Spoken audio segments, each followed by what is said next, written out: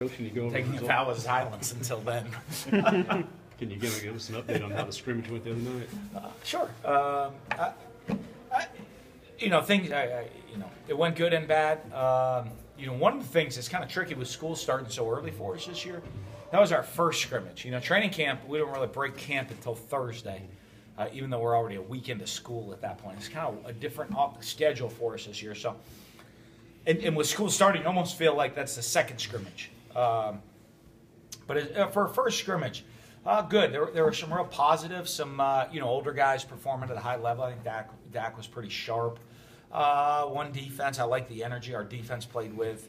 I thought they did fairly well for the night. Do a good job creating some 3-and-outs. But as it gets going into the scrimmage, some young guys in there. A lot going on for them. Some guys first time in the stadium. A lot of errors and things that you can't have when you get ready for a game. Some blown coverages led to some big plays, some critical penalties. Some false starts and silly things like that that we got to get cleaned up. And we can't have those type of issues in the second scrimmage. You want to play good football in the second scrimmage. That's a clean football.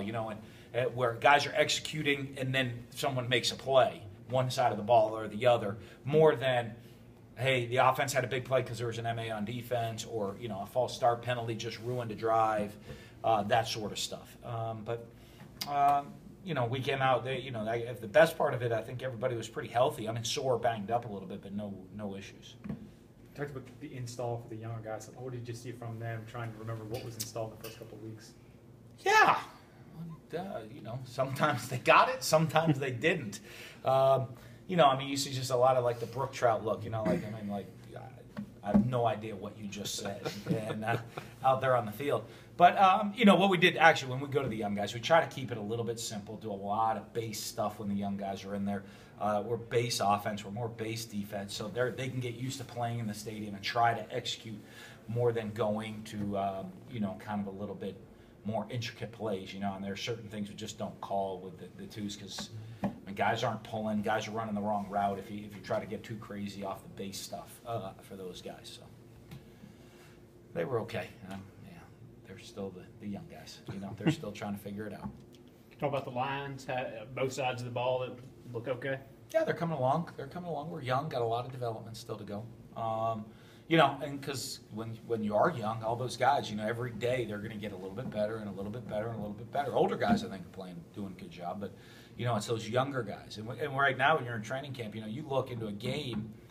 We're playing 15, 16 offensive linemen right now. Practice in a game, you probably bring in 8. So it's going to clean up an awful lot differently. So in the big picture, I think same with the D line.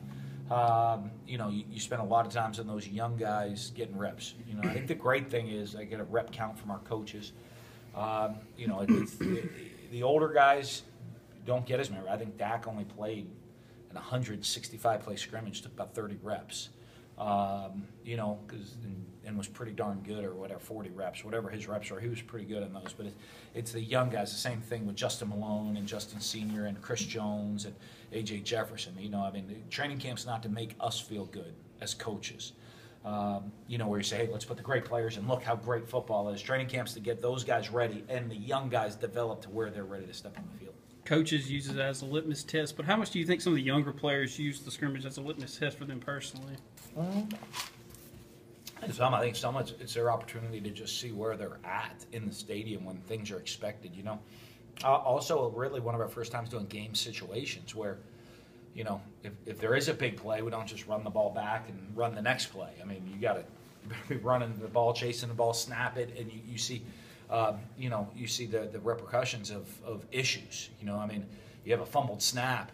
It's now 2nd and 17. In practice, it's put the ball back up, run the play again, or go on to the next play.